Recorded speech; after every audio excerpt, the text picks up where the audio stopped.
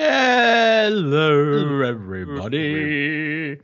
Why am I singing? It's a talk show, not a singing show. I never understand musicals. I've been watching Hawkeye. Unfortunately, it's not about a surgeon in Korea. And they have Rogers, the musical. And yeah, after watching just 3 minutes of that, yeah, musicals are weird. Welcome to Planet Collingwood. My name is Monty Dean. You are on Revolution Radio, Studio A. Or you're on YouTube listening to the podcast, or on Apple Podcasts, or Spotify, or Anchor FM, or Odyssey, or I'm on 17 different platforms because I'm scared of censorship, but no one listens. Well, only important people listen, and that's you. So there you are. Big thank you to. See, I read that wrong. The biz. It's like the air, Monty Dean. Like, ooh.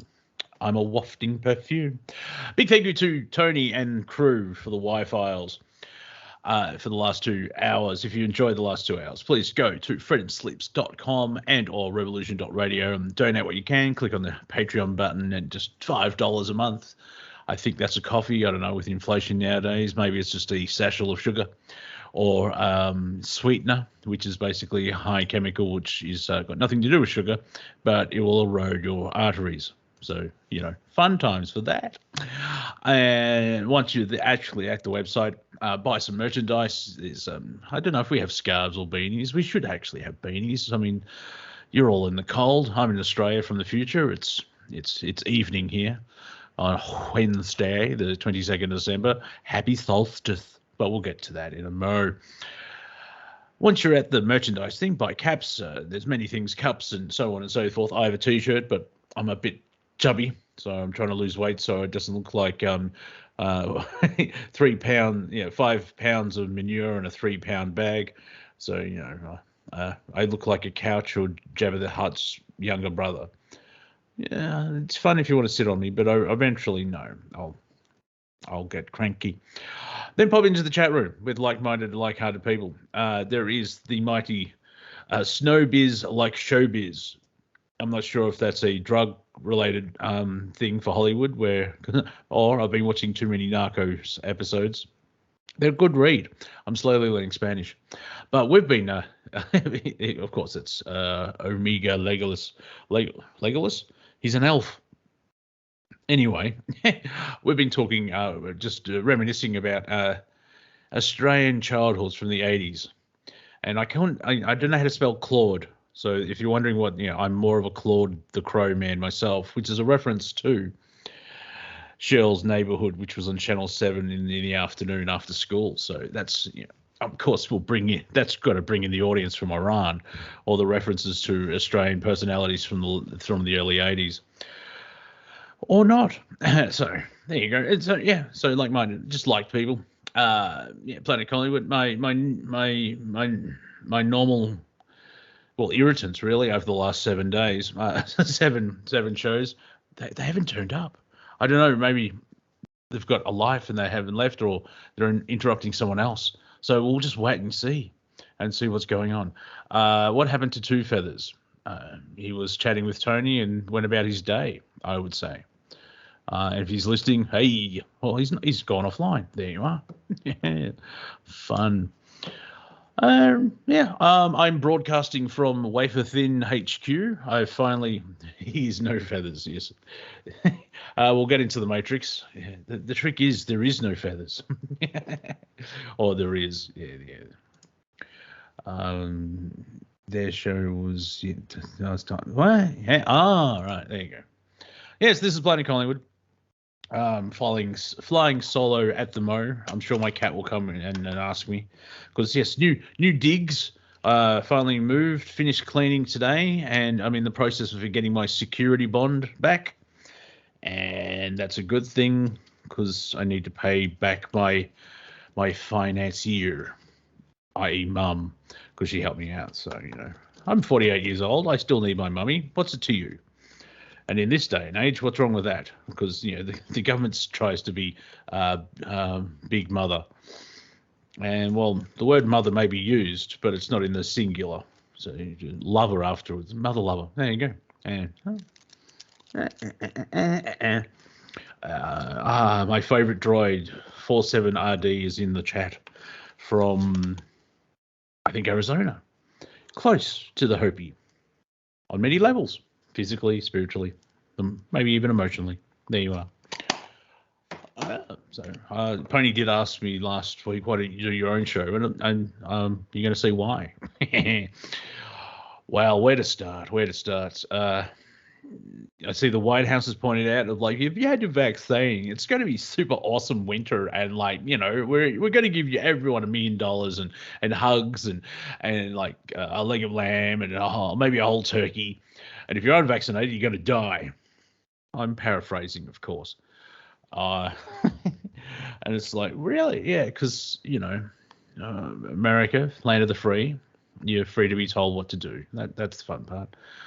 Where was I? So yes, I moved all by myself. I paid. I only needed a van for about 45 minutes to move all the big stuff, but I've only moved 9 houses or 9 properties down the road, and I have a vehicle. Which reminds me, remember how when you get pooped on, bit of crap falling from the sky, when a bird takes a shite on you, apparently it's lucky. I'm not sure for who. The person standing next to the person that gets hit, or it's the universe balancing out like, oh, you're going to meet your future husband, but I'm going to crap on you just to give it a bit of balance. My car was crapped on 4 times today because it's the greatest car in the world. So, or the luckiest. So there you go. You know, every time we came out to it, like, oh, another one. I don't know if it was just one bird that's got a vendetta and is on a bombing run. But, you know, when I was out and about, just more white splotches ending up on the car. Well, actually, because I had a bit of a malfunction with the chameleon circuit on the old TARDIS, as one does. And the poo's a bit green. However, the other one, the next one, it was all white, and that was on the loo bit. So what's going on there? But yeah, I never understood the whole thing of like, oh, it's lucky. I just think 400 years ago, someone's gone, oh, this will be funny. Yeah, very, very. So yeah, my car was crapped on 4 times today. While in Box Hill, I had to go to Satan Link and hand in a form because the internet was running slow. So there you go. Now, speaking of internet, because there's a code reference there, I've been joined by Pones, or Pony Pones. MC Pony Pones, straight out of the... How are you, sir? I'm still in a box. Man in a box. Hey, you hear me okay? Yes, I can. I'm just at a friend's place, sorting through his stock, seeing what he's got. He doesn't know much about the potential prices of items that were left to him, and just found this 200-year-old Bible. We found a... No, serious, bro. It's got no. I no. It's just amusing. It's like, yeah, we're not sure of the prices of certain items. Here's a 200-year-old Bible. Yeah. Okay, I'm exaggerating. It's about 150 years old, but yeah, really, most people, if it's from 1997, it's still it's exciting for some people. Like, oh, that's from a different century, but still, I mean, so it's from the 1800s. 1856, which is actually written in there. I think they handed it down, and each priest wrote his tag, basically. He tagged it. Oh, you're talking street, yo. No, it's basically, yeah, this Bible is, belongs to Francis. Yeah. And yeah, that's inside. We found his dad was an old nautical guy, so there's a bit of nautical here. Unfortunately, his family came through and took a lot of stuff, but they left some things that he didn't know. Like, there's a cabinet in here that's worth $3,000. Oh, well, there you are. Yeah. So, you can always buy a car. Golden Fleece. Do you know Golden Fleece? Oh, was that a petrol station? Yes, Golden Fleece was our petrol. It's kind of like Shell before it was Shell, sort of deal. Or I think Shell bought Golden Fleece out, but we found a Golden Fleece a lamb statue thing, which could be quite rare, but it's cracked on the back. About that. Makes it unique.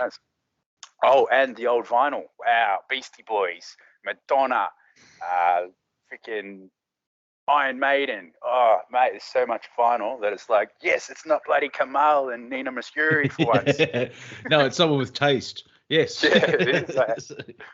Which is good because, like, I'm not sure about the Madonna one, but the Maiden, like, oh, I'm interested. Beastie Boys, yeah, because I like. There's two types of music, good and bad. It's different for everybody, and I like a bit of Beastie Boys and Iron Maiden, sometimes straight after each other, which freaks out my neighbours.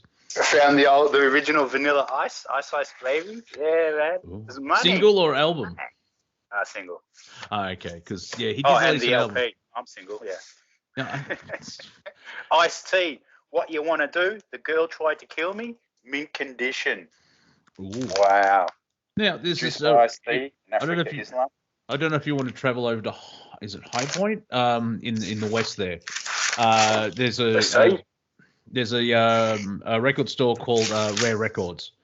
Kiss alive. You'll be able to offload them there if you want to get some premium prices. Okay, what's that, Matt?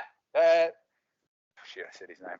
Hey, hey you. Hey you. Hey, Mr. Somebody I know for a long time. Oi, what's that joint, Matty? Monty. Gee. Wow, you've been hit in the head too many times. There's a place called instead of like Dixon's Recycling in Blackburn, there's Rare Records in High Point out in Murrumbidgee or whatever it is. Yeah, you have to travel, but in What's it called? Rare Records. Okay. Guess what they Matt, say. Type in Rare Records on your phone. Matty, can you hear me? Rare Records. Hmm. All right, that's where we can push these vinyls. Get some cash.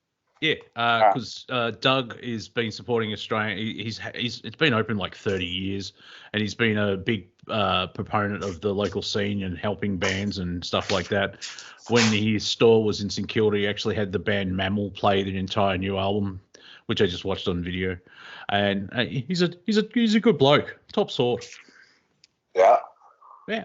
So yeah, if you've got stuff like that, like even like the Vanilla Ice single, I'm sure baby, you get a couple of shekels for that. Did you hear the story of what happened to Vanilla Ice? Are you talking about his acting career? No. Oh, actually, okay, I know. So, well, go ahead. At some point after Ice Ice Baby come out, a man called Suge Knight, who is the CEO of Death Row Records, approached Mr. Vanilla Ice. That's not his real name. Vonderwink or something. Anyway, they went up to his hotel room, allegedly dangled him from the balcony, and thus making him sign over the royalties and the originals to Suge Knight and Death Row. They robbed Vanilla Ice. Wouldn't surprise me at all. Because if you've seen Straight Outta Compton, he's in that as well. Because Dr. Dre, when he basically left, when NWA collapsed. Dre, you'll come through the radio if you talk, so careful. You are being recorded. Yeah, we're being recorded. Suge was a unique character. Is that the nicest? He's still in jail, so yeah, he's in jail and I'm far away. Yeah, but I just want to be careful. So. If we do Rare Records, we'll take them all there. Yeah. And the guy will be honest and price them out for us. Yeah. Have you seen Straight Outta Compton? Yes. Yeah. It's pretty good. Yes. All Eyes on Me, the Puck, I could not watch it, and I will never watch it. It was bad enough trying to watch it, I guess, but they butchered that. But Straight Outta Compton, great. Get Rich or Die Trying, great. 8 Mile, great. Those rapper movies, they're pretty good. Except All Eyes on Me, which is a damn shame. I haven't heard of that, and there's a reason why.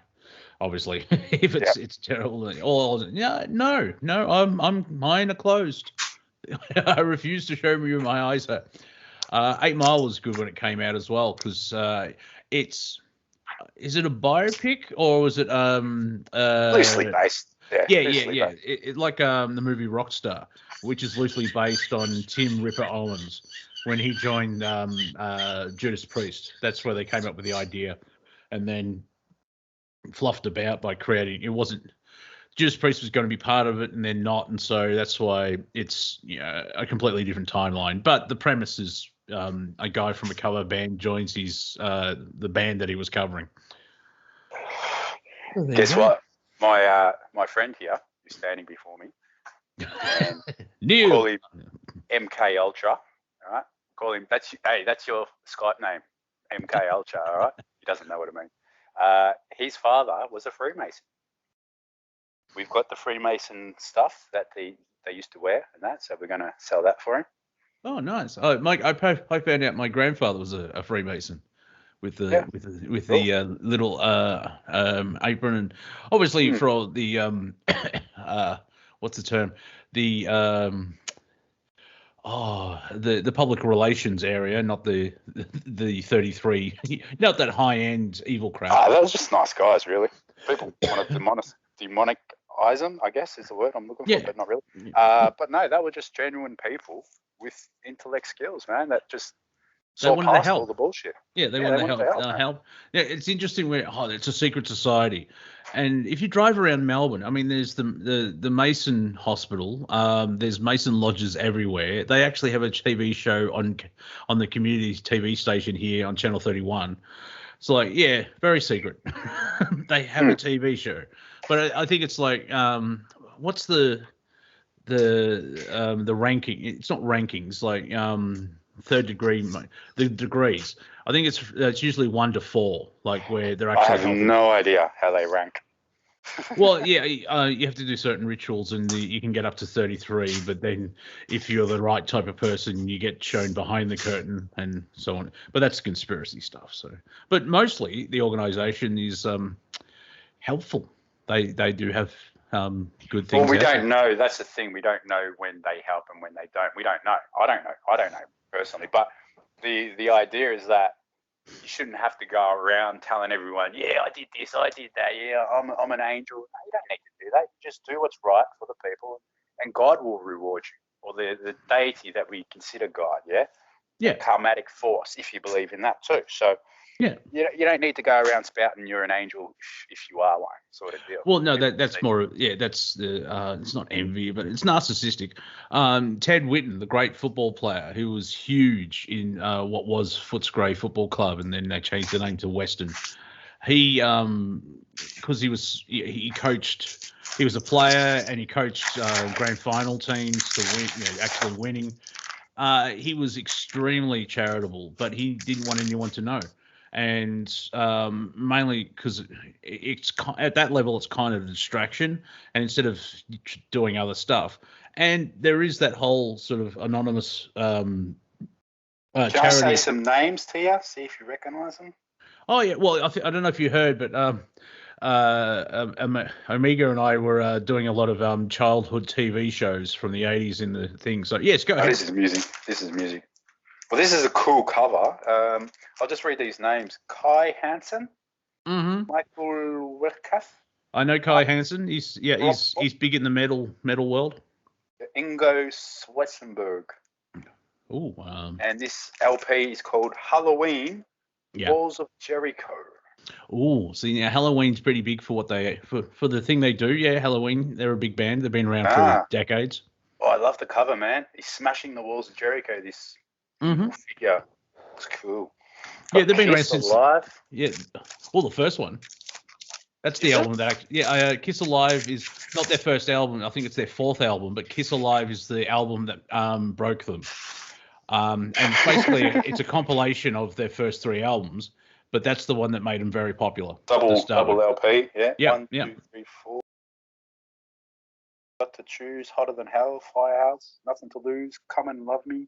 Parasite, She, Watching You, 100,000 Years, Black Diamond, Rock Bottom, Gold Gin, Rock and Roll All Night. Oh yeah, that one. I know that one.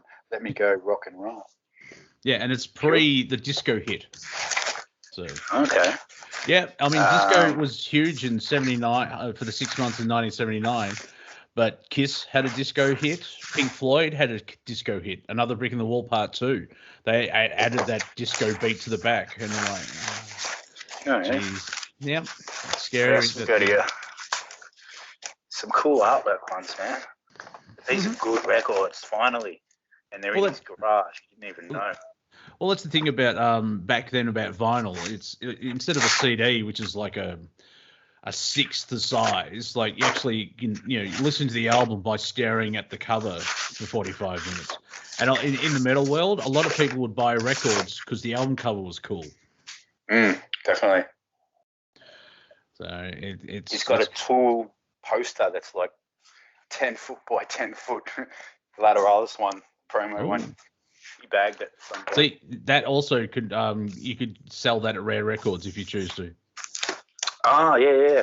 Well, I was a Tool Army member back in 2002. Oh yeah. Just after Lateralis came out, that's when I fell in with Tool. I became a Tool Army member, and through that process, they allowed the purchase of a vinyl record, Lateralis, signed by the band members. They only made 500, and I got one. You still have it? $100 for it, and I sold it about 3 years ago for $750 to a guy in Germany. Well, there you go. So you should have got two and sold one and kept the other one. I think it was one per member. Oh, well, yeah, fair enough. You had to be a Tool Army member. Yeah, well, they Still got do my like membership card. Yeah, they do like their fans sometimes. The other times they all get really weird and like. Maynard will put you in a chokehold and then sing on you. Seen that guy? No, I haven't seen that one. Stage went to hug Maynard. Maynard went to hug him, but actually judo flipped him, spun him around, put him in a chokehold, grabbed the mic, and continued to sing "Push It." Now I'm slipping back in. Nice. Well, yeah, because their fans are unique. That's the. Nice every fan is a unique fan to some band that. I know, but Tool I love you, fans. I love you so much. Yeah. Sorry, it's your show. Yeah, no. What's going on? Did everyone abandon you? Oh yeah, no, there's no one here. So. Just yourself, and Brandon Young's trying to come in, but Skype keeps changing. So Brandon, if you're listening, I don't think you are because you. Oh well, I'll just do that. That should pop up. So I wonder, because I've added him, I should be able to. I don't want to remove. I want to call you, twang. Jeez. Sometimes. Yes. There we go. Hello, Brandon Young. Let's go, Brandon. Yes. Hello, everybody. Oh, sounding a bit muffled. Take your mask off. Hold on. Yeah. Let me take my my mask off. Hello. A little bit better. A little bit better. All right, let me try some background noise. I hear some background. Hold on. Yeah, that was me swimming through vinyl. Oh, nice. Oh, so you can hear me. Yeah, yes. Pony's multitasking. He's ruining the thing of men can only do one thing at a time. He's doing two things at the time, and he's showing us all up. I'm doing three, actually. That's why I can do it. I'm drinking, talking, and sorting. Because I found a 30-year-old bottle of malt whiskey. I said, can I have that? It's like, yeah. Yeah, I think well, it's not going to get any older, ladies and gentlemen. Let's just say that. And then we Googled the bottle. It's worth $200. So I've got about $30 in one glass at the moment. And pour another $30 glass. Well, you're going to have... You boys catch up. Hey, Brandon. Hello. It's the little things in life. How was the life of B Young, yo? Fantastic. What happened? Yesterday. Well, I don't know how, but Monday evening I had to take over. I've been teaching at a middle school, and I'm the head coach. I'm the coach of the men's boys basketball team, and we won our first victory under me, and it was amazing. I took it a little too seriously for a middle school I thought it would be funny. I did poison the refs. I did bribe the officials, and so we won by 25 points. Oh, nice. So you're trying to get into the NBA then, with corruption and taking it way too seriously. Yeah. So what I've been trying to do, essentially is these experiments in the science lab. And what we've been doing is trying to essentially we're dyeing our white players black, Oh, nice, and nice.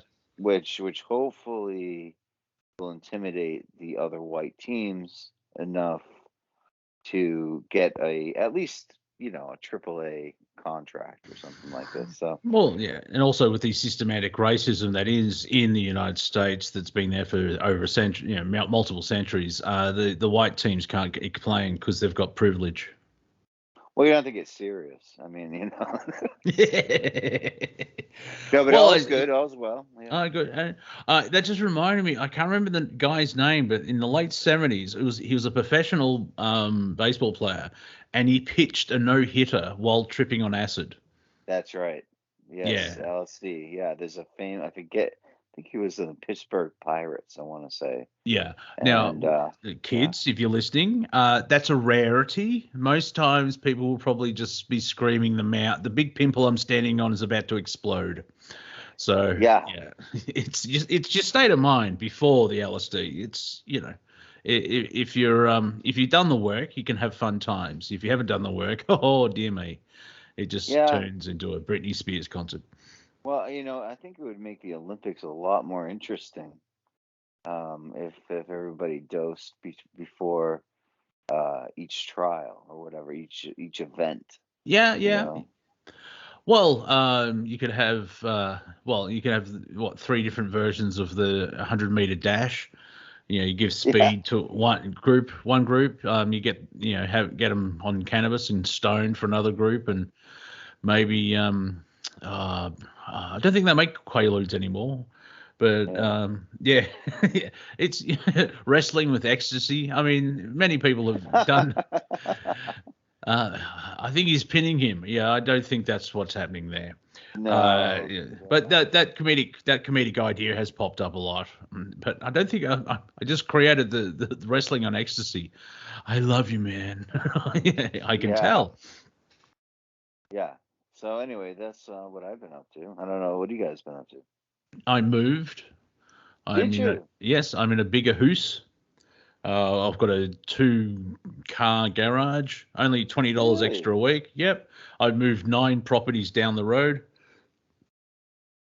Nice. And I'm getting my complete security bond back. So I obviously cleaned enough where they didn't find the marks. Oh, like a security deposit, right? Yeah, right, yeah. We call it bonds, security bonds. I'm trying to translate Australian into American. Right. We're not so much of a. I mean, we do love our 007, but we don't putting him into the banking system. Ooh, cryptic. I like that one. Lucky Get Bones it, is bond? here. Yeah. Bond, security bond. Oh, yeah. Deposit. Security deposit. No, lesser known. They will mess you. They will. I have been screwed over my security deposit before by a slumlord, ex landlord of mine. And that's not fun, but it always is great to get a check. So I'm happy to hear things are going well in Melbourne. Yeah. Apparently there's a pandemic on. I haven't noticed it. We have to wear masks inside retail or something. It's the vaccine passport seems to have disappeared. That just fizzled out. It didn't go with a bang. It just went with a whimper. And but here's some slight irony. I can go to a retail store now and not show my passport, but I can't get a job at said retail because I'm not vaccinated. Yeah. Well, yeah. Well, here in the States, it's like, the White House. I don't know if you guys saw this, but they put out this. Yeah, I mentioned that earlier. Merry Christmas, hope you die, or something like that. Yeah, exactly. Yeah, that's the premise that I had of the joke as well, where the White House. Yeah, if you're vaccinated, Merry Christmas, you've done well. Everyone else, you're going to die. Yeah, exactly. Thanks for that. Mean, that's terrible. That's just actually not reading the room right. Well, no. Well, see, I'm not going to say democratic, but just there's a certain group of people that think they're doing well, and they haven't read The Room all year. It's like, and the media allows it because of the hypocrisy of, like, just if you name three things that former Vice President Joe Biden has done this year, Trump would have been impeached by now. Exactly. Trump would have been impeached by March, 4 weeks into his administration. But no, he's doing all right, blah, blah, blah.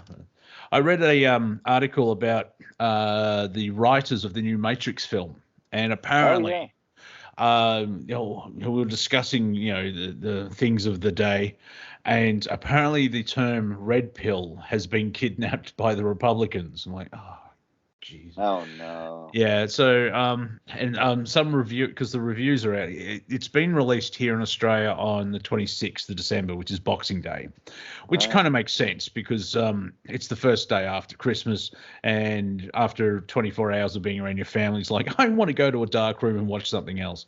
And you want to box, you want to fight. Well, no, it's not that. It's not a fun. Like, when you being American, I wouldn't be surprised. Boxing Day, boom, oh, my face hurt. Well, the Matrix has all the great choreographed. Well, it did apparently. Yeah, the first one did, and I like 2 and 3. Not many people do, but apparently number four. Slight spoiler, you find out the first 3 films, all of that was still in a layer of Matrix. And that kind of makes sense because Trinity died, Neo, I think, dies, and like, they come back. Well, how? And then you find out that all of the machine world created layers in the simulation, and so I will just give the illusion that humanity won and all this type of thing, and yet there's another layer on top of that, which apparently is what this show, this film's about. But they're left. They ruined it. Yeah, they're lefties, and the reviews are coming out. This is the most audacious sequel since The Last Jedi. And it's like, don't use that name. Don't mention The Last Jedi. It's only been 4 years. Stop that. So it looks like it's going to bomb hard because of just Hollywood. And yet on the flip side of that, the new Spider-Man film is just going gangbusters and people that have seen it have cried out of joy, and it's they float out of the cinema like, oh my God, this is the best thing ever, and people are going. It just shows if people that make movies, if you actually make an entertaining movie, people will go see it, and you can still have a message, but you hide it under plot and character development and excitement. Yeah, no, I've heard great things about the new the Great Spider-Man. I heard that it has to do with multiverses. Spider-Man. See, now in the comic world, I can understand that because, like, I was talking to someone. There's about 8 different Batman titles of comics. That's right.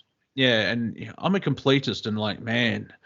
But with the way, and also like the TV shows on CW, like The Arrow, they have something called the Arrowverse, and to have these, they realized that the DC universe or the Marvel universe, it didn't work because they're all completely like, hang on, why haven't the X-Men bumped into the Fantastic Four or and stuff like that? And that's when they created the multiverse so they can have crossovers and people buy their stuff.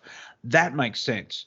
But if Doctor Who is going multiverse, that is just extremely poor writing, because Doctor Who, the premise is you can travel anywhere in space and time. So you have all of the universe and all of time. Oh, let's make it multi-dimension, because you've run out of ideas. You know how many suns, how many stars there are in the galaxy alone? There are several Doctor Who's. Yeah, no, there's one. Yeah, and there's 14 versions of him. Yeah, so I mean, just mathematically, that's the other thing that didn't work for the Disney trilogy of Star Wars, where it's galaxy wide, and so we went to 6 planets. There are literally billions of stars in a galaxy, and how many planets float around said stars? And we need to go multiverse. it's just poor writing. It's No, I agree. Star Trek did the same thing with Jar Jar Abrams movies of they changed the timeline. It's like, really, you just ignore 50 years of history and canon because you want to play with the same toys. Right.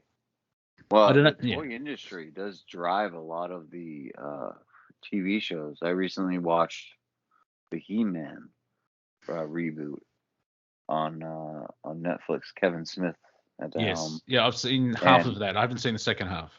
The second half is better because He-Man sort of he's at least featured, you know.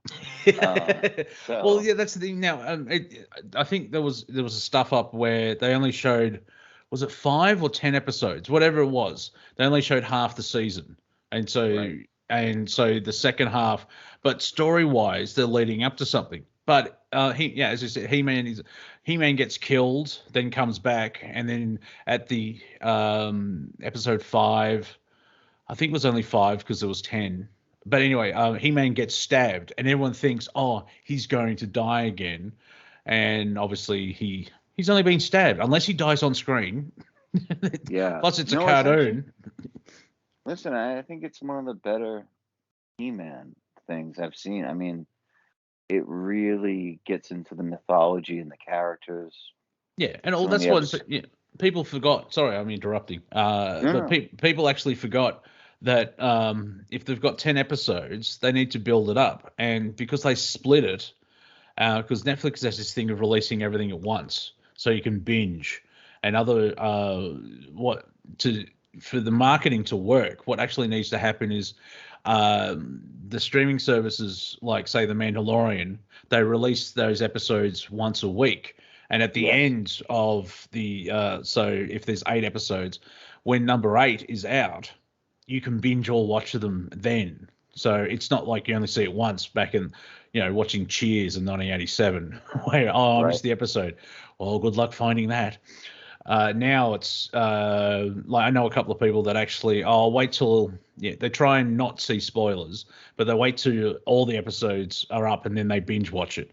But to actually have better promotion and people talking about it, is you release an episode once a week. And so and also it allows you to have 7 days of absorbing the episode. If you watch it the first time as a binge watch, Twitter could only talk about it for 3 days and then it's forgotten. Yeah, it's I kind of enjoyed it. What did that for me, got me back into it, was Showtime did a whole run of Twin Peaks, The Return, and it was every Sunday. They would have a new episode, and it wasn't, and so the internet and everybody had a whole week to mull over, what does that mean? What is this? Where's it going? Where's the story going? Predictions and so forth. We didn't know until the next Sunday. Yeah, and that kind of is a bit of excitement. Same thing with this new series on Showtime that I'm watching, called Yellow Jackets, which I highly recommend. With Christina Ricci. It's about a soccer team, girls soccer team, high school soccer team that is going to their playoffs, and their plane goes down, and they find their plane crashed in the wilderness, and it turns into a female version of Lord of the Flies. Okay. But it cuts back and forth between modern day and then 20 years ago. And it's got a kickin' 90s soundtrack, rock, all the great bands that we never hear of anymore. Yeah.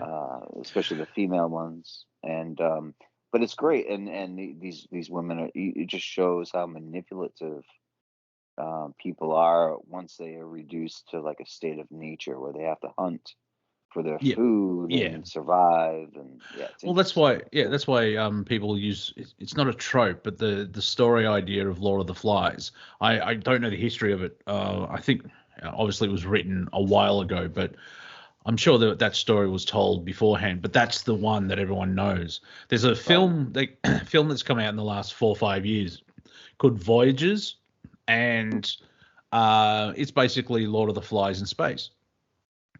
because basically humanity stuffed up the planet. Oh dear, not again. And they discover through the Hubble telescope 86 years away, not light years, but actual, it takes 86 years to get to this new planet to save humanity. And it's like, an asteroid ship, a generational ship, where they actually not clone, but they grow about 20 kids from DNA, and so they don't know their parents, but they're raised for the first 8 years. I think it's about 8 years in a confined space, so they get used to being. So they don't miss anything. If that, It's kind of harsh, but also it makes sense because you need someone to fly the ship to the new planet, and the idea is that the grandkids will actually make it to the planet. However, they do show that the grandparents, they make it all the way there because they're young enough. I think they're 8, so some of them obviously die off because of age, but others, if you barring like the doctor says, Time Lords can live forever, barring accidents. So there are some that haven't had accidents and they actually make it. But yeah, there's 3 generations, and it's interesting that Colin. Oh, not Firth. Who's the other one? Who's the Irish guy who played Deadshot? That helps. Oh. He's in Total Recall, the remake. Yep. That guy, Chad, if you help me out, Colin. It's not Colin Firth. Someone, yeah. Anyway, Colin Farrell. Colin Farrell, yes. See, it starts with F. I was in Colin F's. Farrell, he changes the plan. He decides to, because he's like a father figure to the whole group, he decides to actually go along with them. And it helps out as well, instead of having all the kids just trying to, because they're 8 to 18, that's the story. So he's with them for 10 years. You kind of need a parental figure. Yes. So, yeah. But, yeah, I'll leave it at there. It's worth seeing once. Farrell, thank you. Yeah, sorry, Sunflower's awake. Yay. What are you doing up at this time of the morning? Yeah. Yes, he's a rather attractive man, apparently, as well, the old Colin. He's good in Total Recall. I don't know. I haven't read the original. But I think Dick. Yeah. Yeah. Which is interesting because there's like the UK and Australia, and there's an elevator through the earth. Yeah, and it's like a reimagining. It may be more source based than compared to the Mars trip on the Arnold Schwarzenegger one. I like both. What movie is that? Total Recall. No, an elevator through the earth. What the hell is that? Like Charlie and the Chocolate Factory in reverse or something? No, because the elites live in England, and all the workers are in the colony, which is Australia. And so Total Recall 2, this one you're talking about. Yeah, this is the reimagining. Yeah, the second one. Obviously not the Mars one, because they go to Mars. That's why there's all that's Mars reference. And so, Elon. Yeah. I got 5 kids to feed, man. Yeah. And do you know the funny thing? Speaking of take the red pill. That's where the red pill comes. That's where the red pill. Take this red pill and you'll wake up. Ooh. The funny thing is about Elon Musk is, if you want to tell all your friends, ask them this: who is the richest African American in the United States? Hey, hang on, let me ask my friend. Hey, MK Ultra, who's the richest African American in the US of A? The Nigerian prince is hang on, he's thinking, he's pondering. Hang on. 50 Cent? Elon Musk, bro. Oh, yeah. See, when people hear it, they go, oh, yeah, that makes sense. Yeah. He's white, but yeah, like 50 Cent. No, I think he's so white, my friend. He's so white. Oh, you're talking about Elon. Yeah, I think Kanye is actually probably one of the he's a billionaire. He's like Keanu. Yeah. The Lebanese-born white American. No, the Yeezus guy. Oh, Kanye West. Yes. Oh. Yes. You said Keanu or something. No, Kanye. No, it's the Australian accent, mate. I speak through the nose. Could have thrown you there. Yes, the K West. Yes. I wouldn't doubt it. And has it bought him any happiness? Well, he did marry a Kardashian, and he seemed to be happy. Oh, but that's he also, happy. yeah. Well, mind you, she went and dated Pete Davidson, and it was like, how? I mean, I don't understand how Pete Davidson is famous for being a comic. He's not He's funny. awful. And then He's he gets to hang out with all these extremely hot goddess women, and I'm wondering why. Because he doesn't have a sense of humor. He's not funny. So I don't understand. I think it's because. Yeah, he was. Go ahead. So I was going to say, yeah, I don't know if he tapped her, but he was hanging out with Ariana Grande. Yep. And yeah, man. So they like funny guys. Yeah, but he's not funny. That's my joke of the entire thing. It's not. Well, no, it's an issue that hits home, ladies and gentlemen. It's like that mother lover is jealous famous. Much? No. Sure, he's not funny. So how does he bag all these hot women? Because he's funny, but he's not. He's around, and I think his disposable income. I'm the absent boyfriend. Is that what you're saying? It's no. Have you seen the SNL cast lately? I mean, it's not slim pickings. Right. Well, he does. So, I know he doesn't do drugs, but he looks like he has for a very long time. Think? Yeah. I don't know. I don't know if it was the neck tattoo or the blonde hair that sort of told me that he was. But no, but he's just not. I can't, like, you look at any SNL cast member that was well known, Chris Farley or even Phil Hartman, anybody like that. Classics. Well, those two are funny. No, I never got into SNL that much because I don't know if what happens is because they write the show early in the week and then they obviously beat the living crap out of the jokes to try and get it, and they work them too hard. And so when it gets to go to air, it's like, well, that's not funny. Well, especially, I mean, the past few seasons, it's just been tone deaf and stupid. Like one of the worst skits was recently that Pete Davidson did was he pretended to be Joe Rogan. Oh yeah. Well, he failed, and it just was so epically terrible. Like, this is the end of just end SNL, please. Well, yeah, the only way we knew it was Joe Rogan is because he had a shaved head and he said, "I'm Joe Rogan." Yeah, exactly. Right. Yeah. that's. I mean, he was wearing like a turtleneck. Yeah. I mean, really? Anyway, you could always do. You could. There's a million ways you could have made that bit actually pretty funny. Yeah, without actually being mean about it, because on Planet Collingwood you have mentioned there's positive humor and negative humor. And I think a lot of the SNL, there's writers and then there's the performers who put forward bits, like the whole Alec Baldwin Trump thing. That was just basically someone in a playground just going, "I don't like you, blah, blah, blah," instead of actually finding the humor in it. Because Trump does have humor in I'm sure if you made Trump laugh at himself, which I'm sure he does a lot, because, well, it's like, Donald Trump's corrupt. Yeah, because, he could leave the White House and go back to his mansion with a gold room and a gold toilet. Yeah, he's stepping down. Yeah. No, I was talking to my dad about this earlier, and he said, he was just the funniest. Mm-hmm. What president maybe we've ever had.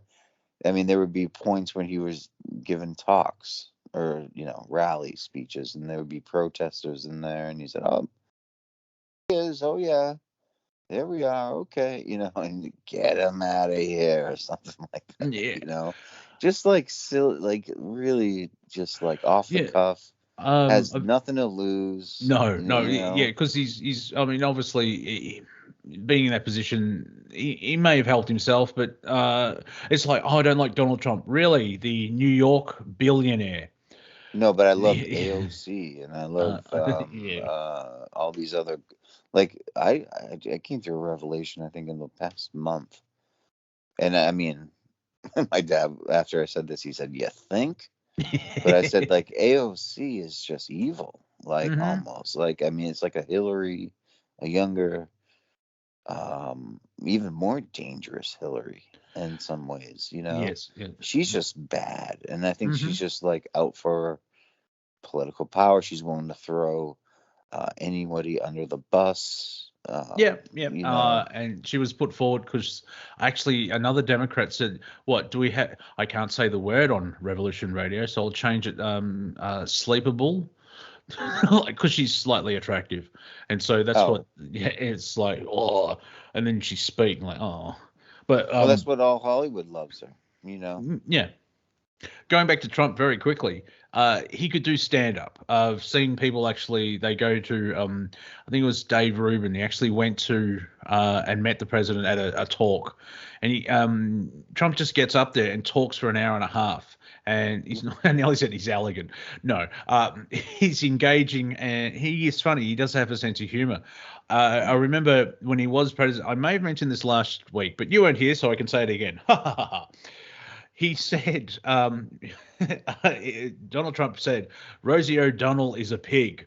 And of course, the media have gone, oh, Donald Trump thinks all women are pigs. And then Trump responded, oh, no, not all women, just Rosie. Rosie's just Rosie. Yeah, exactly right. Well, she is. I think this is a fact. I mean, her genes has been spliced with a swine, not just bovine. I was going to spend isn't bovine cow, and but also equestrian, and then also pig. So she actually is a sort of a hybrid human that is all these different. You just reminded me. This is how my brain works, ladies and gentlemen. You just reminded me of remember Stargate SG-1, the TV show, and they actually have Algoil Defector, you know, the guy with the gold tattoo on his forehead. I can't remember his name. Anyway, he's learning colloquialisms of Earth, and they say, and hey, will we see you tonight at the cafe, as an example? And his response was, undomesticated equines would not drag me away. Instead of wild horses. Right. That's good writing there. I like that. Wow, very good. Someone's a Graham Parsons Rolling Stones fan. That's good. Yeah. It's always funny when a computer or whatever tries to like assimilate human knowledge, because we're so funny and sloppy and this illogical. Yeah, there's that famous meme with Steve Buscemi. I can't remember what TV show it is, but he's undercover. You know, he looks the way he does because he's had a life, but he's supposed to be 15, and he comes up and goes, greetings, my fellow students. Right, that's me every day. Yeah, but you're a teacher. You're not trying to be a student. It's not like what is it? My Very First Kiss with Drew Barrymore, where she's supposed to be fit in with all the teenagers. It's like, Drew, you don't look like a teenager anymore. Yeah, Billy Madison. Well, Billy Madison, they know that he's an older man, but they also they do. Yeah, they do. He's just mentally the mentally the same level as them. So, we're halfway, so we're just going to quickly go into the change rooms, suck down some oranges, and we'll be back after this. You're listening to Revolution Radio, Studio A. This is Planet Collingwood. See you on the other side. And we're back, and we're back, and we're back. You're listening to Revolution Radio, Studio A. This is Planet Collingwood. My name is Monty Dean. I've been joined by Pony Pones and B Young. We're in a rap group together called Public Energy. We didn't get signed. We're white. If you enjoyed the last hour, please go to freedomslips.com and or revolution.radio and donate what you can. Click on the Patreon button there. Just a couple of shekels here, a couple of pesos, some hard currency or fiat currency, because we have to pay bills and they still accept that. So we don't accept children. Not going through that again. And while you're there, go into the merch page and buy some wonderful caps or T-shirts or mugs and mouse pads and so on and so forth. They won't sell my glider. I don't know why. I just, the Planet Collingwood glider is not a seller for whatever reason. Maybe I should make it out of actual base Kevlar and not balsa wood and paper mache. And then pop into the chat room, hang out with like-minded people. And for those who have Disney Plus, Hawkeye has just been released. The finale is on. So in an hour, I'll download it from another site. I'm just sharing there. And happy solstice. From Boston. Yeah. Oh, yeah. Oh, Mr. Renner. Nice.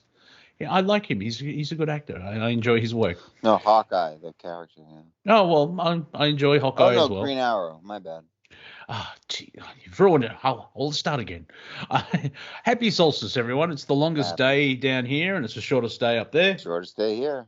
Yep. And it's the second solstice, because I'm not saying winter or summer, because, as I said, we celebrate Christmas and the summer solstice, so you wonder why Australia's messed up. Yeah. But, I do like the story of the solstice where during the winter solstice, the sun is at its lowest point and it stops moving from our perspective for 3 days and then is risen. That's right. The sun rises, and that's the story of Easter, which is a couple of months from now, which is weird. But there you go. Well, yeah, it's the 3 days of darkness and the resurrection, right? Yeah. Isn't it interesting that Matrix Resurrection would be released right now? I think the timing, I think Lana Wachowski, the Wachowskis are obviously esoteric. And so their philosophies and their timing are intentional. Well, also, I'm not sure if it's released now, but December's usually big because we've just gone through. There was people on Twitter saying, praising The Last Jedi was released 4 years ago, and everyone's dumping on them, going, "Shut 40? up." 4. It might as well be 40 because I don't remember it. And then 2 years ago, the Rise of Skywalker. Two years ago, the Rise of Skywalker was released. Everyone's like, shut up. I don't know that one either. I don't know what you're talking about. Never heard of it. Yeah, there's only 6 episodes of the Star Wars saga, and we'll move on. Now, but for here, it's summer, and so Boxing Day is a massive day for films. The Lord of the Rings. But not boxing. Yeah. No, there's no violence. No pugilism. You Americans with you. It's an art. Yeah, well, it is England's martial art, yes. You see the Queensbury rules? Boxers. Yeah. Queensbury rules, or I'll see what for. Their mustaches and they're way out of shape. Yeah. Yeah. Yeah, and their ears have been flattened out like fry pans because they've been boxed in there.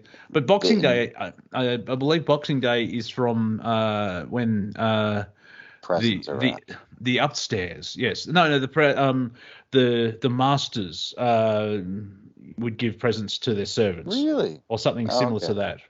And so it's the one day of the year that the servants get pampered by their owners or employees. And it's we've got it here obviously because we're British, but being Americans, like, why? Nah. No, like Scrooge. Yeah, basically, yeah. You need talking about dosing.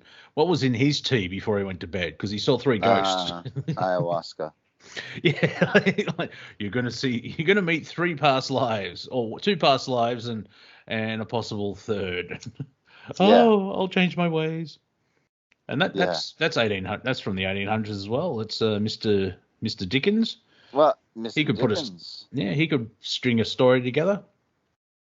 Well, supposedly, and then he wrote. I just read for the class my students was a book called Matilda, by Roald Dahl. All right. Yes, that was made into a movie, and yeah. Yes. Go ahead. Yep, with Danny DeVito. Yep. Yeah. So I would recommend, for fun, read the book and then show them the film because they'll probably remember the film. But you can also slyly point out this is how movies ruin books. No, exactly. But I did, and also do love the original Willy Wonka. Mm. With Gene Herbert or whatever his name is. Wilder, He's grown Gene up. Wilder. Thank you, sorry. And Herbert. But when they go down that tunnel of psychedelic, it's one of the best scenes in all of film, I think. It's We don't know where we're going. going. Is it raining? Is it snowing? And I think I haven't read the book, but I think a lot of the things that Willy Wonka says are from the book, and they're interesting turns of phrases and observations. Yes. And that's what I've unfortunately watched the Johnny Depp one when he's doing his Michael Jackson impersonation. Right. And I'm like, I know it's Tim Burton doing his thing, but no, I'm going to watch Gene. You get nothing, sir. Nothing.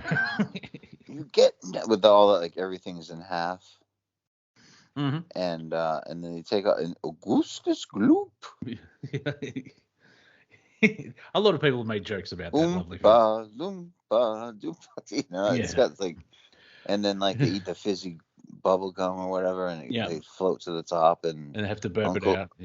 Yeah, and Uncle Joe. Good old Uncle Joe. Now there's a slack ass. Spends 20 years in bed.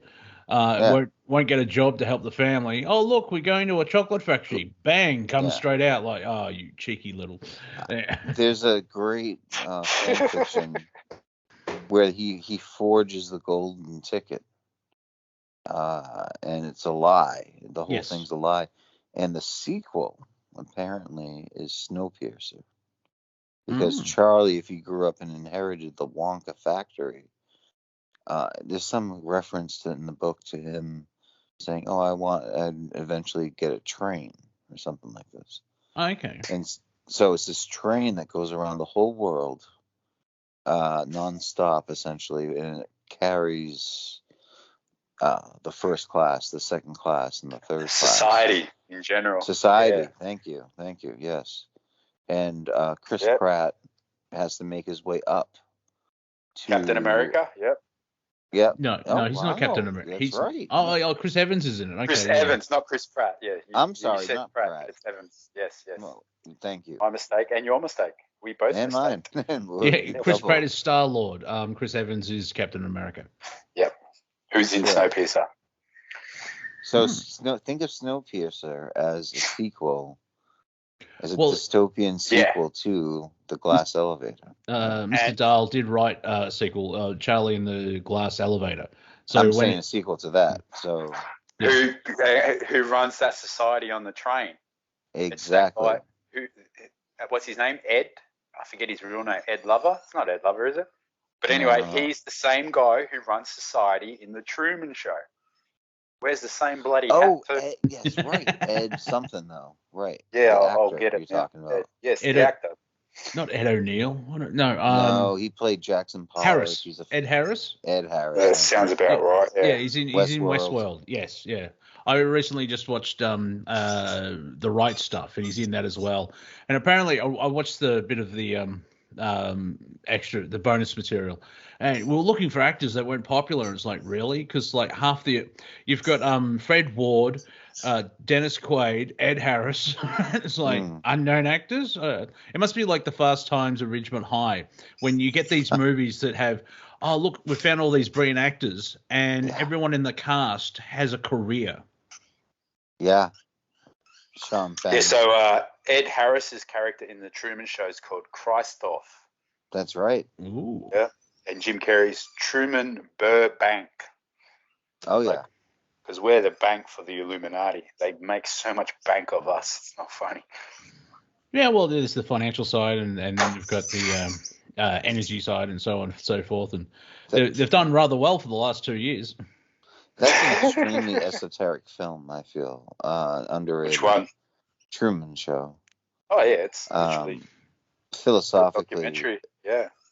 And, I mean, as far as, like, we're talking about The Matrix, obviously, but this was a type of a Matrix story where you didn't know whether the reality you were living in was the actual reality. And then it's a metaphor that the true man is us. We are the true men and women of this planet. and we are being controlled by certain entities who dictate Right. what we see and what we hear. It's a. Do you remember? Just very quickly, it is a version of Plato's Cave. Yes. A version, exactly. Yeah. Do you remember when in the film, I think there's a fake moon? Fake Truman moon finds this house. Yeah, and they have to actually put up a fake moon every night. Yeah, they do that. I think a light drops from. Oh, I just walked into the garage door. A light drops from the ceiling, and he picks the light up, going, "Where the hell does that come from?" Yeah, he's in a studio. Thank you. Yes. Yep. And if you remember, that's where the control room is actually behind the moon. Oh, that's right. There you go. There we go. You know, yeah, and let's go. Yeah, let's go a bit David Icke, because the moon has some control over us for whatever reason. Sure. Well, let me add, Brent, from Saturn. We've talked about this stuff before. Now, Snowpiercer, we can come back to Snowpiercer in a minute, but the guy who directed The Truman Show is an Aussie guy. But the guy who wrote the movie, he's one to look at, because he did several other movies. He did Gattaca, which is about eugenics. Yeah, it's a great film. The vaxxed and the unvaxxed type. I forget what they say in it. The immune and unimmune, or something different. There's genetically born and there's natural born. Right. But they called them something. Yeah. It's very similar to vaxxed and unvaxxed. He also did Simone with Al Pacino, which is based on a deep fake program of a Hollywood actress. Wow. So they make a deep fake, and that came out in 2002. He also did a drone movie, again with Ethan Hawke, who was in Gattaca. He also did, this is the same guy who wrote The Truman Show. He did Gattaca, he did Simone, a digital thing, he did a drone movie. He's also done a alien movie where something infects humans and we become a host for a parasite. So that's probably going to happen soon. There were several other movies that this guy specifically did that are specifically matching up to what we're going through now. So that's amazing. His name's Andrew Nicolai. Just look up the guy who wrote The Truman, not the director, the guy who wrote it. And follow his trail of crumbs, and all his movies are like, shit, this guy knows something. He's a New Zealander too. So that doesn't mean anything for now, but someone along, either he knows something or he's really uncanny at guessing the future. Let me get the list of other movies he did. I've done this before. And Snowpiercer is, part 2 of Charlie and the Chocolate Factory. Or 3, yeah. But what's interesting is that, firstly, it's illogical that a train would last that long when there's avalanches and, earthquakes. And what's so fueling it's just a metaphor of society that we're on a certain track that they control. Well, yeah, absolutely. And I've described the last 100 years, the main force of moving forward has been technology. However, you can see how it's been, you just bring up Tesla, but you can see how technology has been skewed by someone behind the curtain. Because, the whole thing about globalism, it's a good idea if it happened naturally. But what we have is a forced evolution from the New World Order in loose talk. And that's why it's not working, and there's all this misery and stuff like that. Because humanity, most of us are nice, and we get on things, and we want to have fun and want to be left alone. It's interesting. In the last 20 years, some would say I might have come slightly more conservative, but it's like I've still got my 20th century lefty ideas, but also leave me the frack alone. Get out of my face, man. Yeah. Oh, by the way, Poland has just come out with a thing about every person who's pregnant needs to be registered. That's really bad. So plot of Gattaca is, in the not too distant future, eugenics is common. A genetic registry database uses biometrics to classify those so created as valids, while those conceived naturally and more susceptible to genetic disorders are known as invalids. Yeah. That's it. So if we go from that, which was, I think, his first movie, 1997, his second movie, The Truman Show, his third movie, Simone, which is a digital deepfake AI intelligent Yeah, we saw that. Yeah. person. 2004, The Terminal, which is Tom Hanks, and he gets stuck at the airport because he's got no passport. Sounds familiar? Lord of War. Lord of War was another one. Oh, that's a great film. That's a great. Yeah, I would recommend watching. Sales. Yeah. Yeah, the way that I believe it's based on an actual person, but you don't find out. But it's worth seeing once so you can go, because it just shows exactly how the arms dealers work. And just for the opening alone, if you remember it, it's computer generated, but it follows the life of a bullet from when it's being made, all through the credits, from being made, being trained, being shipped, and blah blah blah, and then being fired. And I just remembered his brother. That's Jared Leto, isn't it? Holy shit! Who's now? He's quirky. Yeah, he's very quirky. He's normal. He did Lord of War. Okay, let's finish this list of this. So again, Gattaca, The Truman Show, Simone, deepfake, The Terminal, Tom Hanks' Passport, 2004, 2005, Lord of War. Now, 6 years later, 2011, a movie came out with Justin Timberlake called In Time. Yes, that was good. Where I was going to say they have digital things on their arms. They live by the time. That's a lot. And money is time. Yeah, right. Then 2013, The Host.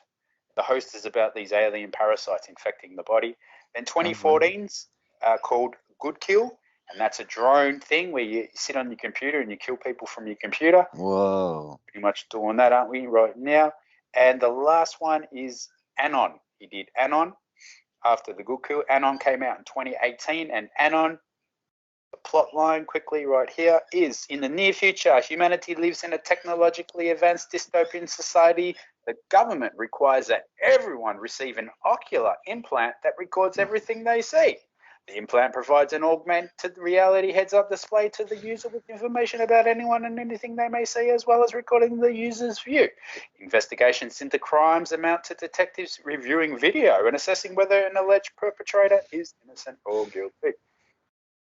This guy knows something. Has a lot of great ideas. They stole all his. Yeah, he knew something. I think so. Back to Sorry, go. Oh, I'm just gonna say, great artists and people and throughout all history are almost like prophets, in a sense. Yeah, so I don't know if they know exactly what they're doing or they're conscious of what they're doing. I was going to explain that where, like in Doctor Who, there's moments where you go, hang on, you watch a show from 5 years ago and there's something very similar. Now, the thing is, when you ask any artist or any creative, where do your ideas come from? We have no idea. They just pop into our head. And so if they get into that godlike creative mode, the ideas flow to them. And so there's an element of prophecy. Obviously it's like, this is going to happen in blah, blah, blah. I remember an example of Battlestar Galactica. They capture a Cylon, one of the fleshy ones, and they actually start waterboarding him. They put his head into a water bucket. The same week that episode came out, it was revealed in Fallujah they were doing the same thing. Right. Now, there's no way that's just one of those synchronicity things. There's no way they could have planned that. Now, there is predictive programming because executives fiddle with a lot of stories, everything else like that. But then you've got the flip side of the spiritual side where the creative force gives hints to sort of allow you to the ideas not that shocking. So it's a bit of both. Yeah. Yeah, and so it's like a sort of a warning. Like last week, science have found out how to actually manipulate liquefied metal. And someone tweeted underneath, "I've seen this film. It's not going to end well." Mm-hmm. It's like but there are patterns. Oh yeah. That's what it's fascinating, and it's 20 years. It seems like there's a nostalgia. Well, you mentioned the Yellow Jackets, which I've seen that name before. I'm like, I may start. I'll add that to the many Wasps, shows. Isn't it? No, it's a soccer team. But my point being, No, Yellow Jackets is a wasp. yeah, as well as a oh no, that's Yellow Vest in Paris. But they've got a 90s soundtrack, and I'm thanking every deity. Exactly. I'm thinking every deity under the sun, because thanks to Stranger Things, I'm tired of hearing the 80s synth over and over. Like, I was in the 80s. There was too much fluoro, and just leave it there. Yeah. I hear you. Yeah. Well, you haven't seen Stranger Things? Only the first season, excuse me. The never-ending story. Yeah, it's like, oh, this is popular, so we have to make it again. Atreyu! Oh my Yeah. God, the neighbor. Yeah, people still watch that horse dying and they cry. 30 years Great on. movie. I think they actually I killed know. that I hate that horse in real life. scene. I just. That wouldn't be surprising. I You know, married Hollywood the works. horse. Yeah. I remember watching beautiful. And we Benji have as a kid. children. Watching Remember what, sorry? Benji? Oh, the Benji? dog, yeah. Yeah. It was like Police Academy. There was like 50,000 of them. You know, Jack Black is in that. I think there was a scene in there. I remember watching it as a kid, and I had the VCR, and I watched it, and there was a scene where Benji is getting chased by a German Shepherd, and Benji hides behind a bush that's just a cliff's behind it. Anyway, the German Shepherd kept running, and the next scene is this German Shepherd falling off the cliff. And I remember as a child watching it and rewinding it, going, and then eventually it hit me. I go, I think they just threw a real dog off the cliff. Well, yeah, check that scene out. Well, you It know was that the whole 80s, thing. mate. Yeah. Oh, we don't have a budget. Yeah, we've got 3 dogs. Just throw the middle one off. How you think Mad Max was made? We lost On the budget. You think Mel Gibson was there with Tina Turner? But without force? Without force? No. But you mentioned Jack Black. Yes, a very thin Jack Black is in Never Ending Story 3. Yeah, thin because he's What? 7. Yeah. There's a part 3. Yeah, No, well, he's the bully in part 1. No, he's in. Well, he's definitely in 3. Because my neighbor at the time said, if you watch these 3 films, I'll give you the box set. And I think I got rid of it. But yeah, I watched all 3 Never Ending Stories. And yeah, I remember Does the it kid end? from. Well, there were credits, but I'm not sure. But yeah, well, 3 didn't do that well, so yes. Oh, Then that's the ironic thing. The never-ending story. It ended. Yeah. Police Academy 15. Never-ending story. Well, no, I think that Police Academy went to Russia. I went to Moscow, and that's the last Oh one. God. My whole KGB And Academy. I think there's 7 of them. Academic. And Vitale's actually white. I'm not sure about that. But no, the guys from Police Academy go to Russia. It's not made in. And Street Fighter. The guy, remember that Russian guy from Drago?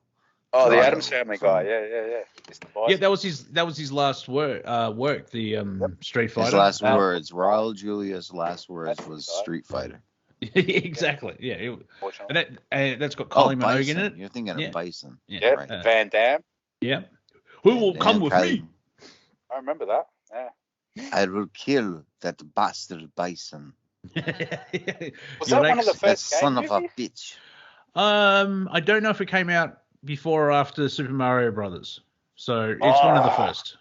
That I remember that. But it's Raul like they're Julia's trying to great, Mandela it and get rid of it. Yeah. It's there. It exists. Yeah. Good old Addams Family. Hey, Merry Christmas. If I don't talk to you guys. Yeah. Merry Christmas, Happy Yuletide, Happy Solstice, Happy Wednesday. We'll decipher Home Alone and Die Hard in 3 weeks. Well, Right? actually, Or, my favorite. Go ahead. No, go ahead. My favorite film, Christmas film, I was thinking, didn't realize this till last year maybe, is Eyes Wide Shut by Stanley Kubrick. I can see why it took you a while. Yeah, this has got some Christmas cheer. It is a in it. Christmas film. It's a total Christmas film. It's set during the Christmas film. It has nothing to do with cheer. I still haven't seen it, so explain. It's worth seeing. It's worth seeing, dude. I know what it's about. Yeah. It's worth seeing once, so you can go. For someone who talks about code and secret society, you haven't seen Eyes Wide. If I'm gonna watch naked people, I'm gonna go to Pornhub. I'm not gonna yeah. Anyway, Yeah, well, It's not all that. It's there is a plot and a storyline. And you have it's to watch amazing. it. Yeah, you have to watch it to see why Kubrick was killed for it. I mean, Kubrick Yeah. died.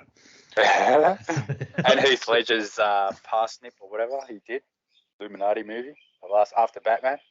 Oh, Not Doctor Kubrick. But, Doctor Passimo. What? It's a Terry Gilliam film. Oh, Yeah, Parnassus. Yeah, Parnassus. Yeah. And Colin Farrell actually fills in. Oh my god.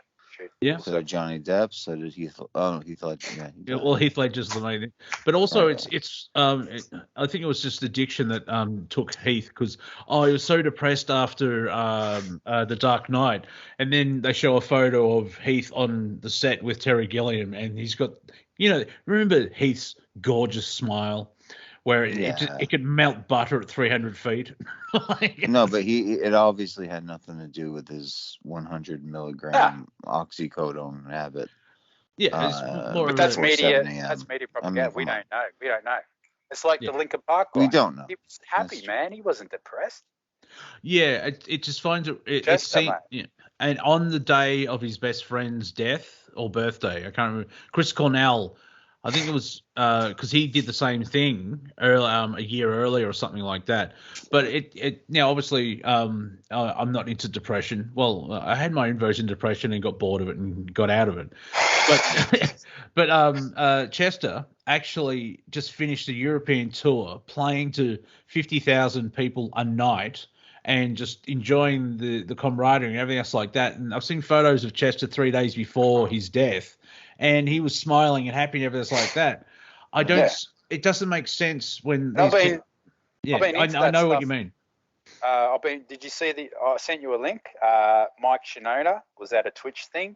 Yes. And the girl was interviewing him. She didn't know who he was. It's quite funny. But since I watched that, I've been listening to Linkin Park, and it's good stuff, old retro stuff from the early 2000s.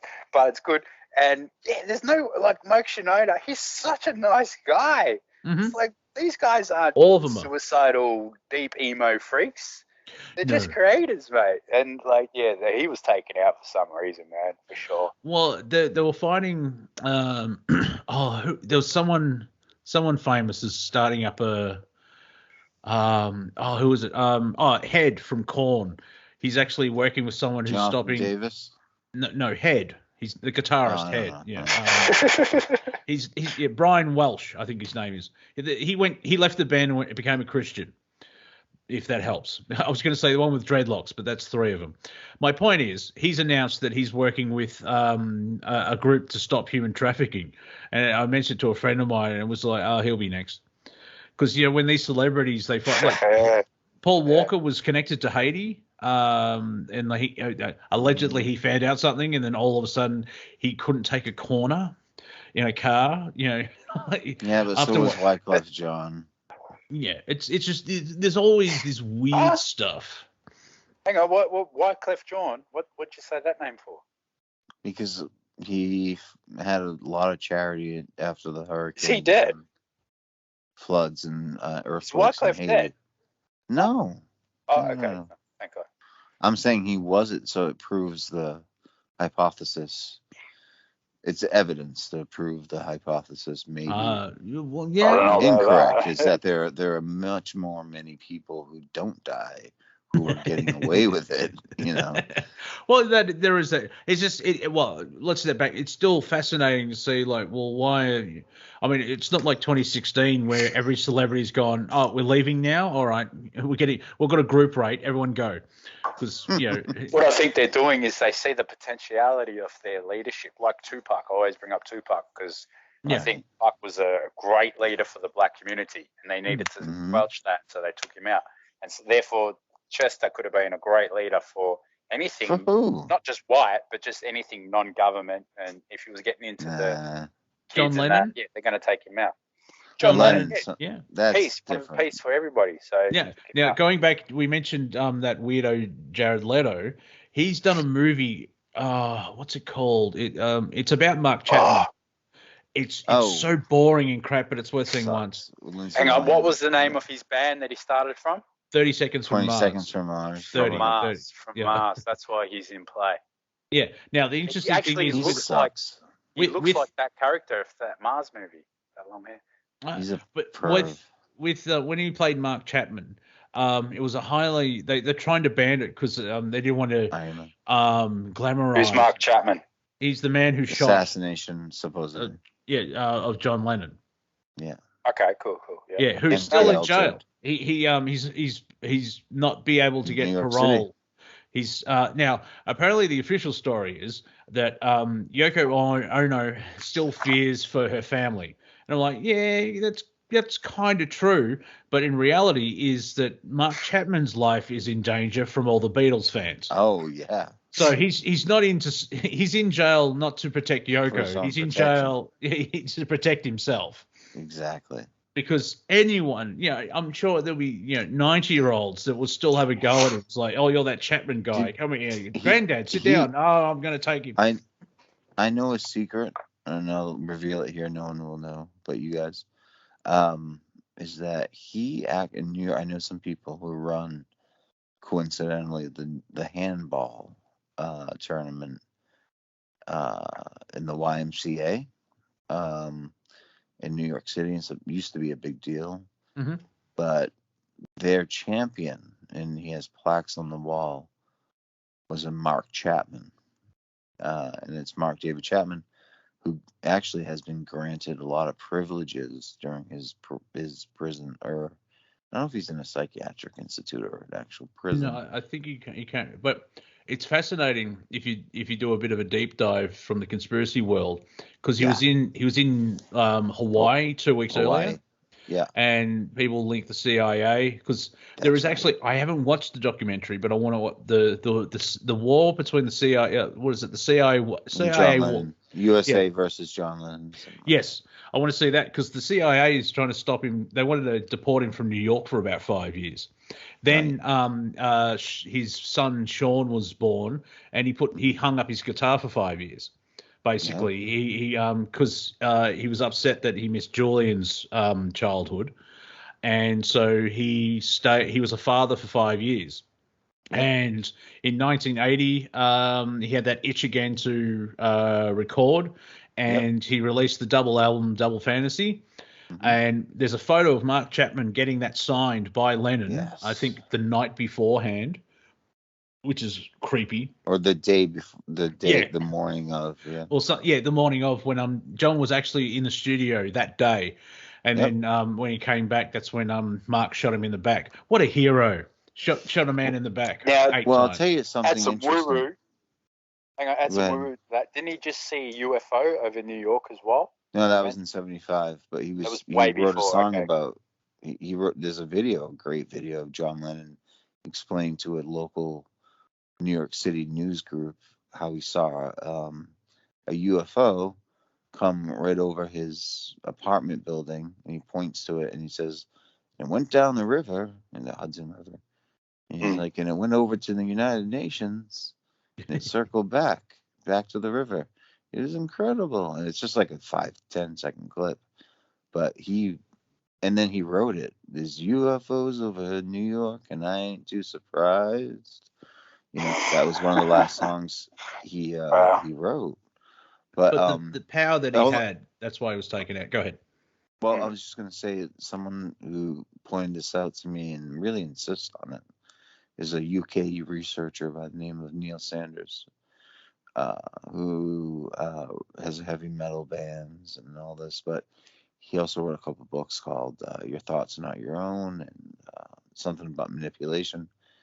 I don't know where he's been at, but he is great. And he points out that the doorman to the Dakota that night and that day, who had been hired maybe 2 weeks prior, was a guy named Jose Perdomo, who was a CIA, ex-CIA. Now, what person, he says, goes from the CIA to doorman? Unless there's a mission he happened involved, to be right there. He happened to be right there when John Lennon was shot.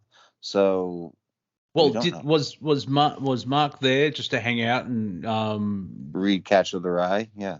and like then the doorman triggered him or something like that. I mean, Could have been. Well, we don't know. We're in theory land now, but or he was just not a handler, but he was just there to make sure that it happened. So. Oh, right. Yeah, but But anyway, it's interesting. Yeah. And it's sad yeah. because John was, and I've been watching the Get Back film Peter Jackson put out on Disney, and it's a little intense if you're not a Beatles fan, but if you're a Beatles fan, it's the best stuff in the world, Yeah. You see Paul McCartney come up with songs right on the spot. Yeah, we've talked about it over the couple of weeks because I watched it recently, and I actually named one of these episodes "Get Back," I say, and I'm not into that fall. They replaced Paul because he died in a car accident. Yeah. It's like, really, they found someone that looked exactly the same as Paul McCartney and has the same musical genius as Paul McCartney. Exactly right. No, good and luck. the Get Back documentary points it out because you see Get Back getting because he's got a bass riff, which is the main theme of it, and he's working out the melody for the words. Yeah. And it's like, if that's Billy Shears, Billy Shears is another fantastic. So there's five Beatles. Just a drummer. They picked me up and they told me to join the band.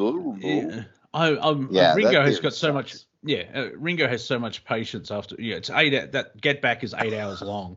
But Ringo looks so miserable. Yeah, and bored. But there's when I'd like to be under the sea. Yeah, like he wrote. Actually, he was allowed to. As Bill Hicks said, the Beatles are so high they let Ringo sing a couple of tunes. Yeah, but also you can see the frustration of George because you're sitting in front of you. He's got Lennon McCartney. He's like, I've got a song. Yeah, I never really got that. I mean, I read about it and I saw about it a little bit, but you really get to see it in this new cut. It's about how, like, here's George Harrison, just obviously, like, I mean, if he matured as a songwriter. Yeah. Well, he went on to fame and fortune, obviously because he's a Beatle, but he creatively he found his mark, and they allowed him, like, Lennon McCartney weren't dictators. They if the songs were good enough, under the Yellow Submarine, Octopus's Garden, Ringo and stuff like that, and they worked together. Money. So Money. You hear me? Money? Yeah. Beatles. What's their album cover that got banned and they just put another cover over it where they're eating babies or something? Yesterday and Today. Yep. Yeah. I tried to find that for my mate today in his records, but he didn't have any Beatles, so. But apparently that's valuable because they released it and then went, oh, this is really bad looking. Yeah, this is dark. Yeah. And they just put a sheet over the record cover. So you got to peel back the sheet like a Charlie Chocolate factory. Is it a gold coin? No, it's the Beatles surrounded by hung babies everywhere. It's quite disturbing, actually. And meat. A lot of meat and babies, and they're wearing white coats. It's fascinating. Yeah, and you've heard the connection of the Tavistock Institute with the Beatles, and I'm sure they're there and they're doing what their thing, but say it again. The Tavistock Institute. No, what's the connection? Well, apparently the Tavistock Institute controlled the Beatles, or handlers, and wrote all the songs, and I'm like, Tavistock write are really good because those songs still work. They don't work like how they're not mind control, but you can listen to Please.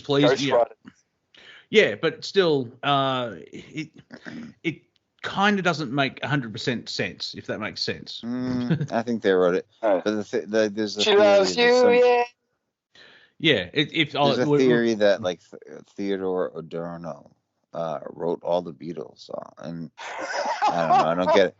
You know who I talked to about this and who Theodore Adorno? You remember JP? Remember JP, Journeys with JP and all that? Yeah. He worked for Tavistock in England, in London. And he would often like not like in any like I mean, as well as he told. Well, what's the theory with Paul McCartney?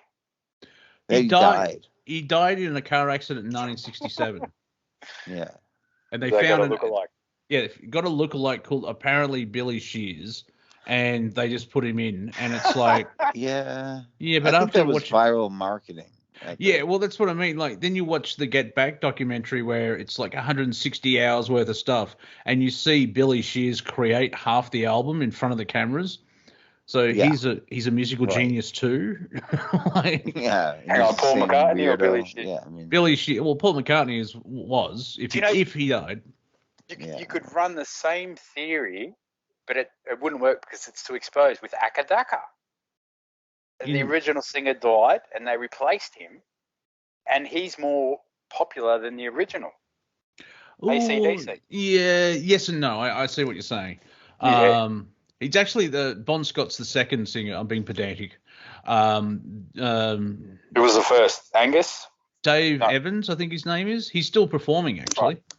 Right. He was only in the band for about 3 minutes at the start.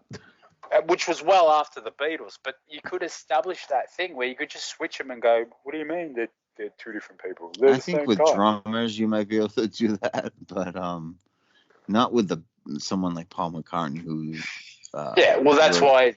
So are we saying that's a debunked thing? That's not true at all? I am. Yeah, I lean towards debunked. I can't prove it 100%, but logic says no. Yeah, either way, you can't say either. Yeah. But the evidence is always like, oh, look what Paul looked like in 60s, and look what he looked like in 70. Totally different. That's after 10 years of LSD and marijuana. And also, he was also growing up and getting older. And being in a car crash. Like, there have been people that have either been struck by lightning or they've been in fright and their hair turns white. It doesn't happen to everybody. But you know what? Paul was struck about 4 times in a row, and that changed him. I mean, I remember he used to go to Surrey and Sussex, and he got struck by lightning on as he was walking across the crosswalk. As he was walking across the Isle of Wight to David Icke's house, and he said he got struck by lightning 4 times in a row. And he was never the same. Yeah. While he was on LSD. Yeah, well, he actually, I think it's in Get Back. Oh no, I watched Imagine, which came out in '89, I think it was. That. And it's like because I moved, I found all this stuff. I'm like, oh, I own this, and so I'm going through a lot of. I watched Imagine and then Hot Fuzz. For the greater good. Anyway, it's that's the song that probably got him killed, actually. Maybe. Hot Fuzz, yeah. Open up your mind and think about this. yeah. John Lennon's Hot Fuzz is what died. It's so underrated. No, Imagine, not Hot Fuzz. Yeah, I know that we're being silly, Pony. That's what we do. I know. Yeah, but now, in Imagine the whole thing about drugs, because Paul actually, he was asked, have you taken LSD? And he had that moment of like, should I skirt around it or should I just tell the truth? And he just goes, yes. And there was this big furor and all this type of stuff. It's like, well, yeah, I have tried it. They weren't on it all the time. Like, there's that rumor that Lucy in the Sky with Diamonds, that spells LSD. Look, they're on drugs. And actually, John Lennon got a drawing from his son Julian. I think it was the age of 6. He gave me this picture and it's like, what's this? And it was a weird lady flying. And who's this? Oh, that's Lucy in the Sky with Diamonds. And so he wrote a song about it. That's it.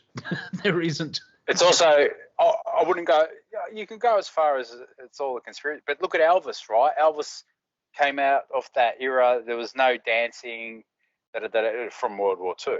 Before that, the 20s, everyone was swinging. But, Elvis, anyone who was like, oh, he's dancing like the devil. That's bad. That's gutter music. Satanic hips. He's a legend. He's the king. No, but he also lived, check this out, he lived in Memphis, which is a town in Egypt. Yeah, and he the old capital on the Nile of America, which is the Mississippi River. And he's the king. He's the king. and he also at one point, I think later on in life, really got into Hindu mythology and thought he was a reincarnation of Vishnu. He got into hamburgers too. I've seen him. I don't know about that, but there's one of those last like bits of concerts he did where he's like in the jumpsuit, but he's got a big belly, you know. Mm-hmm. Oh like, yeah. You're going too far, mate. And then his I think manager. it's a rumor he gained weight though. I still believe to this day he's not dead. And well, if he is, I throw it back to that spiritual simulation realm where. No, but he also never did drugs. Also, time's up. Well, there was no drugs to be done back then. Maybe marijuana. No, but of course not. No, there's no cocaine, no marijuana, no pills. Heroin. Yeah. No, he never did any of that. There wasn't never crack. Ate. He only made deep fried banana fritters, deep fried peanut butter sandwiches for fun. Sure, if you. They were smoking weed. They were smoking weed. Trust me, they were smoking dope. But other than that, yeah. I've been to Graceland. I went on a tour of Graceland, and it's perfectly preserved. And like they still have like Elvis's private jet outside, and there's the jungle room and the TV room with like 6 TVs and stuff. And then you get the king of pop who connects to Priscilla. Yeah. Oh, well, interesting. Yeah. The interesting thing about Elvis is his manager, Colonel Parker. Right. Tom Wow. Parker. Yeah, he's a scumbag. Because when he found Elvis, their deal was 50-50. And usually it's 10-90 or 20-80. But he was 50-50, and it was reportedly he was quoted when he found out Elvis has died. His quote was, "I still get half." Oh, I believe it. Wow. And can you imagine how much money he got? Because if you saw what Elvis had with the jungle room and the 17, the private jet and everything else like that, Parker had the same amount because it was 50-50. Yeah, exactly. Elvis probably was the first real superstar because he was music in so many movies as well. Like real, like today, compared to today, you got to be a movie star, music star. He was that guy in the 50s. So he's an archetype of some kind. Mid 50s. He was the first. Yeah, he was the first superstar of that, and he was selling sex, which is so boring. Yeah. So boring now, but it was almost a taboo back then. It's taboo, Yeah. And then, so if that's 55, 56, the Beatles were actually influenced by that because of they saw what he could get up to. That's a good job. And the Rolling Stones as well. Right. And the Beatles were basically like the first boy band from the 1960s with the Beatlemania. They were the first ones with that hysteria where, if you see any footage of Iron Maiden going to South America today, they refer to it. It's just like Beatlemania because they can't leave their hotel room because there's 400 fans waiting at the front for them. And these are 60-year-old men that play metal. Elvis and Rolling Stones stole or borrowed gospel music. Of course. Yeah, there's an element. Or actually, Led Zeppelin was sued by Willie Dixon and lost. Well, so was John Lennon by Chuck Berry. I think there was a court case because in Come Together, the song Come Together, John Come Off Flat Top. Yeah, Come Off Flat Top, and he stole a lyric. Now the judge, in his infinite wisdom, said to John, "Okay, you stole the lyric. To your penance or your punishment is to record a covers album." And that's where the album Rock and Roll came from. Because if you think of it, instead of John paying a fine, it was basically you record the songs from these artists that you ripped off, and all the proceeds you reminded me of something of that album will go to them. And you know how big John Lennon was. Like his version of Stand By Me, and I think John said that's probably a good idea. And so he's just done 10 or 12 songs that he loved from his childhood. I love that record. I think it was Vanilla Ice. Full circle. Ice Ice Baby was a cover of David Bowie's song. No. It's It's close. David Bowie and Queens. They borrowed the same riff, bass riff. Yeah, but Very close. Bowie and that tried to sue Vanilla Ice, but apparently, this is from memory, I could be wrong. The judge said, "Oh no, hang on, they've got a little, or took out a little bit." It's one note. One note. One note, yeah, and it's like, no, it's not the same. So yeah, but you listen to it, it's like it's the same. It's the same. Yeah. As a guitarist, it's like, yeah, you can rewrite riffs, and you can the Bush's song Glycerine and Green Day's When I Come Around. Exactly the same notes. Yes. Really? Same chords played differently. Check that out. Yeah. You can hear it, but it's just a chord progression. But the progression is created from their point of view through their lens. And so, I wrote a song and it got stolen in the future. It was called Listerine, and it went, "Don't let your breath go back, Listerine." Well, let's go a bit Australian. Are you familiar with Men at Work? With I Come From a Land Down Under. Yeah, of course. There was a game show here in Australia called Spicks and Specs, which is all about music trivia. Yeah. And the question was, what famous Australian anthem sounds like Kookaburra Sits in the Old Gum Tree? Oh, no, what? Yeah. What? And because of that show, the rights holders of Kookaburra Sits in the Old Gum Tree sued Men at Work. Because what was the song though? I come from the down under, where women do under. What is that? It's Kookaburra sits in the old Just the timing. Yeah, it's similar. It's more of a homage. It's not ripped it off that, and I can't remember. I think Men at Work lost. But because they said it was too close or something. That's a fascinating one. And also, did they have to pay royalties? George Harrison. I can't remember. You're the researcher. Research. Well, you know about it. Well, no, I'm telling you what I know about it, and I said I can't remember. Now, Led Zeppelin have been sued for Stairway to Heaven because there was a band that had another. It's got the same chords. It's like E, A, F, or whatever. It's like the same chords, completely different. Like you can listen to them. It's like. Yeah, that's an E and that's an E. Right. It's the same chords basically, but it's all at what level? Tradition. Yeah, I mean, at what level? Yeah. What should Metallica patent the E chord because they use it? Yeah, exactly. Now you do hear a lot of stories of bands listening to shitter bands and stealing their stuff. I think what was that band called? The techno band, the funk or whatever. They had a song called. No, D-Funk or whatever. They had a song, "I'm out to get money." Here, they had Farrell on it. Oh, yeah. And that's it.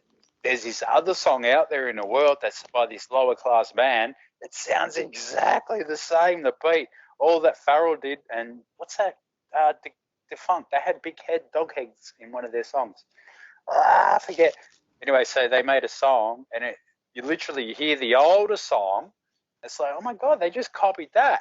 But you don't know it at the time. It's only years after, and then unfortunately the little band gets nothing. Yeah, and the weird thing is as well, David Wilcock released a book called The Synchronicity Key or something like that.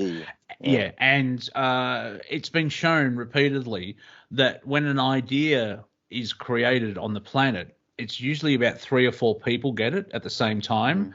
And it's the first person that gets it to the patent office or releases a song. I remember Daft Punk, yeah.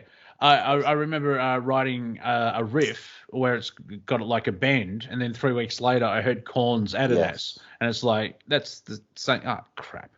I agree with you, Monty. I've done that. I've done tunes on my little app.